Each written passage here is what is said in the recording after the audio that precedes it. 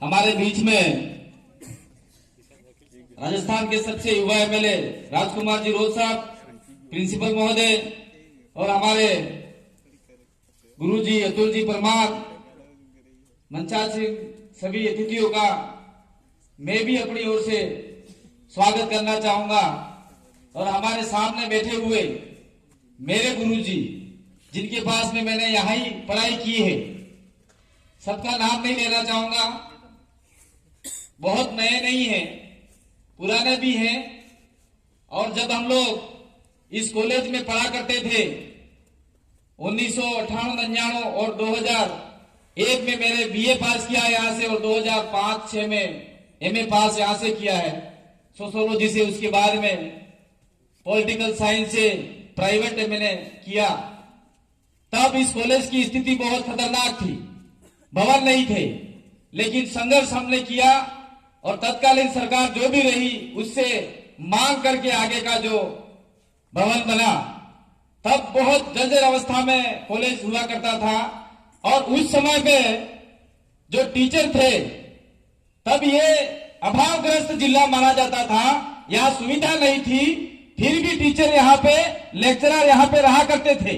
लेकिन आज की तारीख में न जाने इस कॉलेज को किसका ग्रहण लग गया। कोई लेक्चरर आता है, बड़ी मुश्किल से पढ़ाने में और इस इलाके को समझने में ही लगता है, सरकार तत्काल से उसका ट्रांसफर कर देती है। तो सरकार ये रही हो या वो रही हो, सरकार दो ही रहती है राजस्थान में, लेकिन वो इस इलाके के चाहे वो आदिवासी बच्चे हो, चाहे जनरल के हो, चाहे किसी भी कैटेगरी के बच्चे हो, उसको सही एजुकेशन नहीं देना चाहती, ये हमें लगता है। यहां समथिंग आपका 100 से ऊपर का स्टाफ होना चाहिए और मात्र 17 पे खतरा कर दिया है। 17 लेक्चरर क्या पढ़ाएंगे? 7000 बच्चे हैं, अकेले राजकुमार जी क्या कर पाएंगे?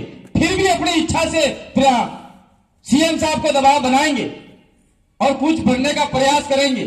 लेकिन मैं सारे युवाओं से कहना चाहता हूं, चाहे वो यहाँ पे एबीवीपी का हो, एनएसयूआई का हो, एसएफआई का हो, या बिल प्रदेश विद्यार्थी मोर्चा का हो, या कॉलेज आपका है, चुनाव हो गए, मामला खत्म। अब आपको संघर्ष करना होगा, बिना संघर्ष किए हुए कुछ नहीं मिलता, लड़ना पड़ेगा।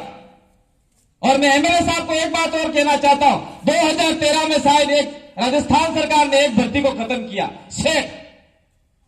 जो राज्य सरकार लेक्चरर की भर्ती किया करती थी वो पूरी तरीके से खत्म हो चुका है। आपकी डायरी में नोट किया जाए और कल ही सीएम साहब को लिख दिया जाए कि राजस्थान में सेट की भर्तियां पुनः चालू की जाए, ताकि लेक्चररों की कमी कम से कम तो हो सके। कोई नहीं कर रहा है ये चीजें, बात कहने की बहुत सारी है।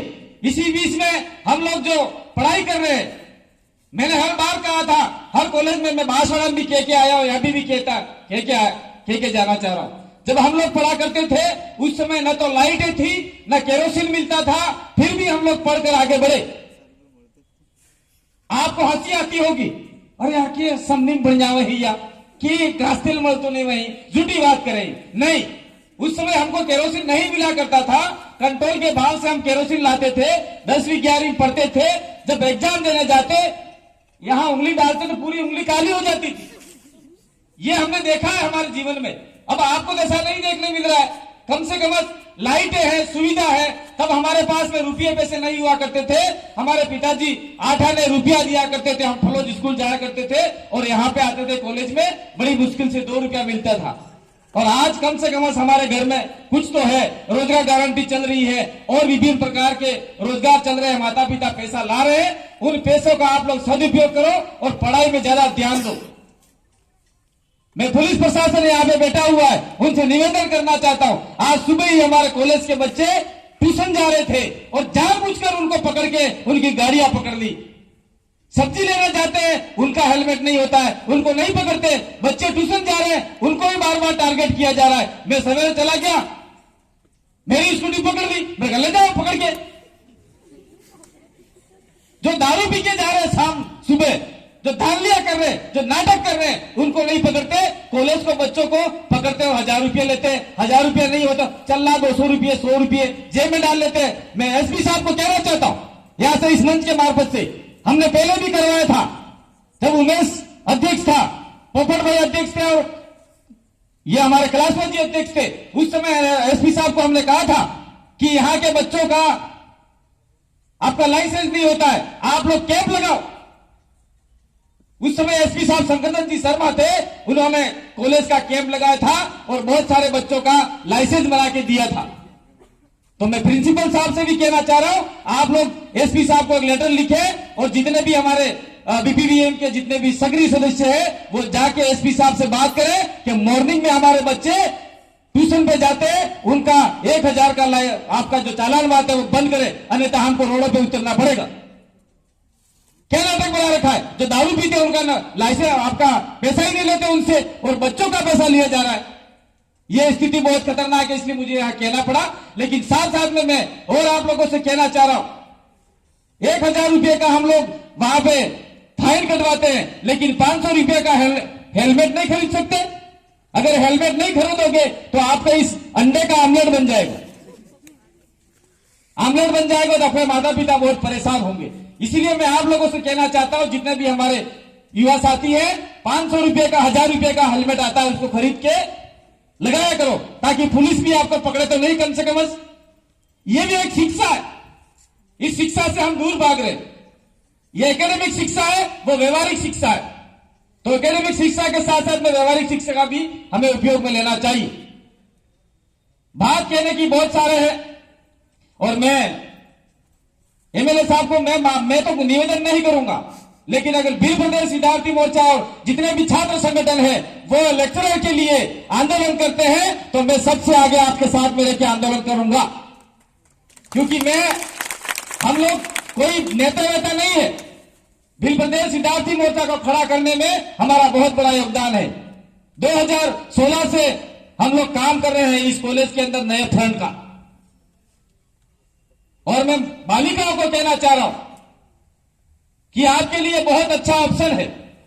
इस इलाके में अभी हमारी उपाध्यक्ष ने बोला कि इतने परसेंटेज बालिका पढ़ती है, लेकिन सुविधा नहीं है। सुविधा नहीं है तो बच्ची कैसे आगे जाएगी? लेक्चरर नहीं है तो कैसे आगे जाएंगे? ये मात्र कॉलेज का मामला नहीं है, मैं बार बार कहता आया हूं, चाहे सरकार इधर की रही हो या उधर की रही हो, चाहे स्कूल अच्छी होगी वहां टीचर नहीं होंगे, टीचर होंगे तो लाइब्रेरी नहीं होगी, लाइब्रेरी होगी तो किताबें नहीं होगी। और यही मामला हमारे कॉलेज में चल रहा है।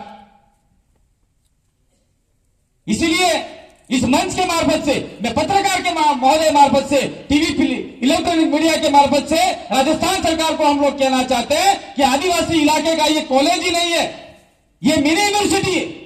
या 7000 बच्चे तो रेगुलर है और आपका प्राइवेट जो एग्जाम देने आते हैं वो 10,000 लड़के एग्जाम देने आते हैं।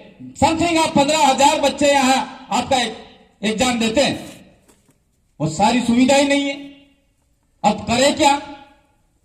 मेहमान है हम लोग, हमसे जितना होगा हम लोग आंदोलन कर सकते हैं, सरकार को बोल सकते हैं, मंत्री संतरी को बोल सकते हैं। दूसरा, मैं कॉलेज प्रशासन से निवेदन करके जाना चाह रहा हूं कि यहां तो एक विशेष प्रकार का आपका छात्र संगठन यूनिट जीता था, लेकिन यहां पर भी हमारे डूंगरपुर के एमएलए हैं, उनसे भी आप लोग अपील कर सकते हैं। और राजस्थान के डूंगरपुर बांसवाड़ा के हमारे 2 मंत्री है, महेंद्रजीत सिंह मालवीय और हमारा टीएडीए मिनिस्टर बामड़िया जी, उनको भी हम लोग लिख सकते हैं। लिखना चाहिए, कहना चाहिए। अगर नहीं करते हैं तो हम 2023 में है ही, वैसे उनको जो भी रास्ता दिखाना चाहे हम दिखा सकते हैं। हम चाहते हैं कि इस कॉलेज की सारी असुविधाओं को वो लोग दुरुस्त करें। मेरी बात को सुना, इसके लिए आप सभी का बहुत बहुत धन्यवाद। और मैं एक बात और कह के जाना चाह रहा हूं, सरस्वती की पूजा हम लोग यहां पे पूरा भारत देश करता है।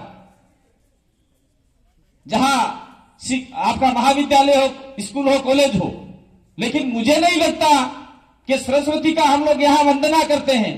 लेकिन हमारे इंडिया से ज्यादा ब्रिलियंट बच्चे जापान में पैदा हो रहे हैं। सरस्वती की ताकतवर लग रही है, यहां कमजोर हो रही है, ऐसा लग रहा है मुझे। जापान का बच्चा 1 मिनट में घड़ी बनाता है, 1 मिनट में तोड़ डालता है, उसको दुरुस्त कर लेता है। हम किसी धर्म के और किसी देवी देवताओं के विरोधी नहीं, लेकिन हमको उससे ये प्रेरणा लेनी चाहिए। जब जापान का बच्चा किसी भगवान, किसी मूर्ति की पूजा किए बिना विश्व विश्व में सबसे टॉप पे है, तो हम भारत के बच्चे और इस आदिवासी इलाके के बच्चे कमजोर क्यों हैं, यह भी हमें समझना और सीखना होगा। आपने मेरी बात को सुना। अंत में पुनः महाविद्यालय परिवार को मैं धन्यवाद देना चाहता हूं। किसी जमाने में हम लोग शिष्य हुआ करते थे, इसी कॉलेज में पढ़ के गए हैं, और आज सौभाग्य मिला जो हम आपके सामने खड़े होकर दो बातें रख रहे हैं, वो आप हमारे गुरुजनों का आशीर्वाद है। आपसे हम लोग सीखे। क्या गारंटी है कि आने वाले समय में जो बच्चे हैं वो ऐसा आगे बढ़ पाए। उस तत्कालीन समय में ऐसी परिस्थिति थी जिससे हम लोग आगे बढ़े। तो मैं कहना चाह रहा हूं, उस समय द्रोणाचार्य का जब आप नाम सुना होगा, एक काल्पनिक कथा मानो या आपका सांस्कृतिक इतिहास मानो, द्रोणाचार्य ने एकलव्य को नहीं पढ़ाया, लेकिन एकलव्य ने एक स्टेच्यू बनाया, ऐसा कहते हैं कहानी में। तो वो बिना शिक्षा से, बिना किसी पढ़ाए हुए धनुर्धर में सर्वश्रेष्ठ साबित हो गया। तो हम लोग विभिन्न अभावों में, किसी शिक्षक के अभाव में, लेक्चरर के अभाव में, हमारे पास किताबें हैं, उन किताबों को अच्छी तरह से पढ़ के हम लोग भी आगे बढ़ सकते हैं, लेकिन अपना अंगूठा काटना नहीं है। उस समय में काट दिया सो काट दिया, अब आप अंगूठा कोई काटने वाला नहीं है। इसी आशा विश्वास के साथ में आप लोग अच्छी पढ़ाई करोगे। कॉलेज प्रशासन, एसपी साहब, कलेक्टर साहब को लिखेगा ताकि यहाँ पे लाइसेंस बनाने का एक कैंप लगे, और आप सभी हेलमेट के लिए अपील करोगे, और गांव में जो बच्चे राइडिंग करते हैं उनको भी सुधारने का प्रयास करोगे। इसी आशा विश्वास के साथ में धन्यवाद। जोहार, जय आदिवासी, जय मिल प्रदेश।